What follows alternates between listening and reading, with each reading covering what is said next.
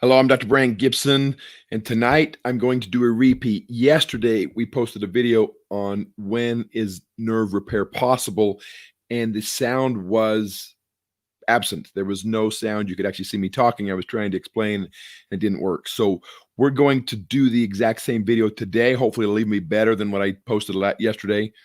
Besides, it will have sound this time. So when is repair possible? As we've talked about, there are really four ways that we treat peripheral neuropathy, four groups, right? We have the nerve re-education, where you help the brain and then the nerves communicate correctly. We have the nerve reset, where you depolarize and repolarize the nerve to get it to function properly.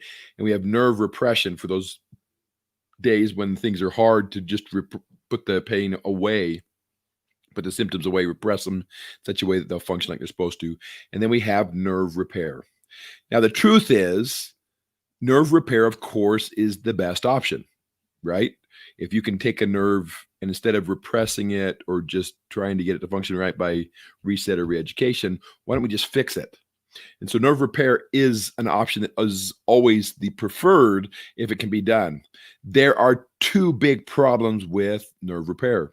One is it takes time. It's not a quick process. A lot of times it will take a significant amount of time to do it. And number two, it doesn't always work. So the big question that people are saying, well, okay, so when should it be used? When should I talk about nerve repair with my nerve? And so that's what we're talking about today.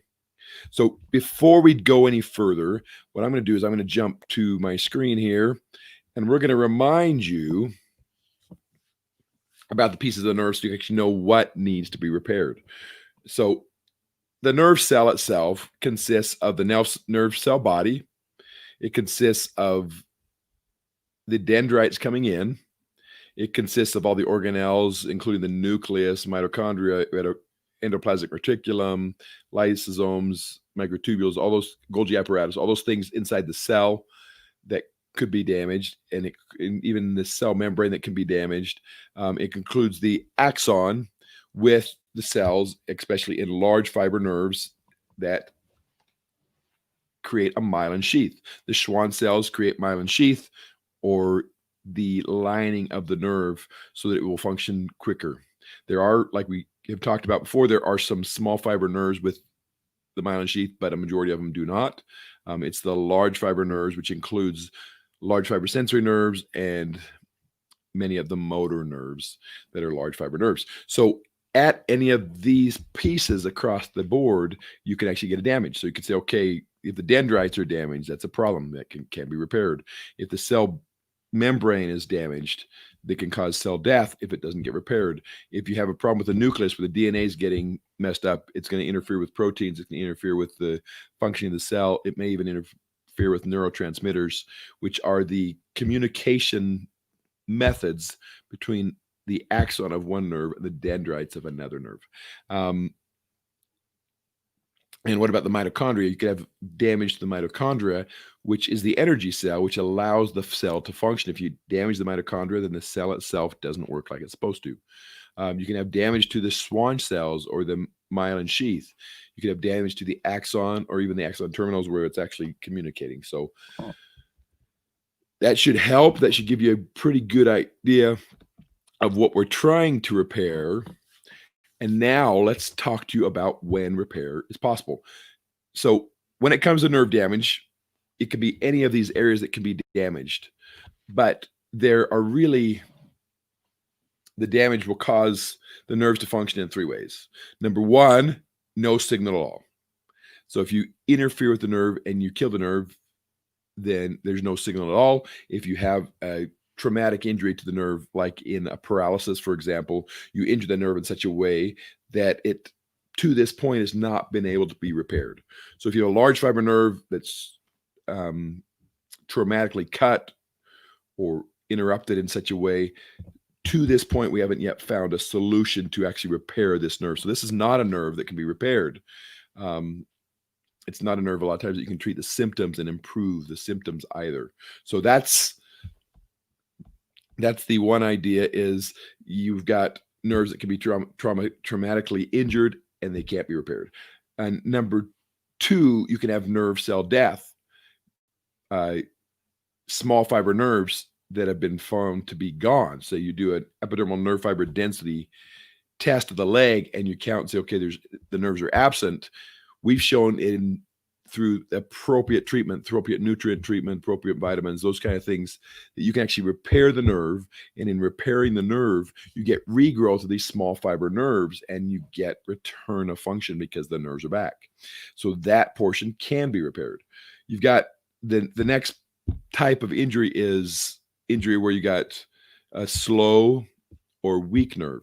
This can happen at any point. If you have a dendrite injury, some of the dendrites that are coming into the nerve are injured, you're going to have a weak signal that's getting to the nucleus of that cell. If you have damage to the energy cells, the mitochondria, the energy portion of the cell, then same thing. You may have a weak or slow signal. If you have a myelin sheath injury, you're going to have a slow signal. If you have an axon injury, you may not get the signal all the way there and you have a slow or weak signal. So all these things can actually happen. The third is an erroneous signal where the signal is getting there. It's traveling at the right speed. It's getting to where it's supposed to go, but it's being interpreted incorrectly. And a lot of times this can be either a DNA damage or a nucleus damage or damage to the neurotransmitters or the fact that basically the communication system is broken down and you're not getting the system, and this can be repaired as well. So the idea is when you're saying, okay, I want to treat a nerve, I want to help repair it, then before you can really repair a nerve, you need to understand what's going on with that nerve. Where's the injury happening? What is the cause of the injury? Are there things that we can do to reverse it? So if you have a reactive oxidative substance, for example, that's causing the nerve damage, you say, okay, can it be repaired? It can be repaired. Reactive oxygen substances through antioxidants, some of the vitamins and so forth, you can actually do a repair through appropriate nutrients such as fruits and vegetables. You can actually repair reactive oxygen substance damage. Glycation, where you sugarcoat a nerve, can be repaired with appropriate treatment where you say, okay, I need something that will help me deglycate, so remove the sugar coating of that area, but also something that's going to actually help me modify and reduce the high sugar levels that are causing it in the first place. If there's toxins, you can remove the toxins and you're able to repair that nerve. So the idea is in most cases, there are things that can be done to repair the nerve and help it get back to normal, but it does take time. And it does take an understanding of what the underlying causes are, what the underlying damage is. So when should you be using repair as your treatment of choice for neuropathy? You should be using it always. You should say, okay, I'm going to start out. I'm going to say, okay, I've got a problem. Let's re-educate this nerve so it starts to communicate correctly. So I'm not having the abnormal pains because it doesn't know what it's doing. I'm going to depolarize certain nerves and repolarize them so they can actually start to function like they're supposed to. As we're doing these, we're actually working on repairing the nerve because it takes a longer period of time. And we're using repression in the meantime. If there's certain symptoms that keep coming back, you say, okay, I'm getting the nerve to try to function appropriately. I'm repairing it so it continues to function appropriately. And ultimately, what I'm doing is saying, okay, I repress if I have to. But the goal, the long-term goal, is to get the nerves functioning again like they're supposed to. This is Dr. Brant Gibson, and this is your Neuropathy Nugget Day 235. And this is, when is nerve repair possible? And the truth is, in most cases, it's possible as long as you have the right treatment options, because you understand what's going on. And number two, you have enough time because you got to give it time for it to repair. This is Dr. Brant Gibson. Have a great night, and we will talk to you again tomorrow.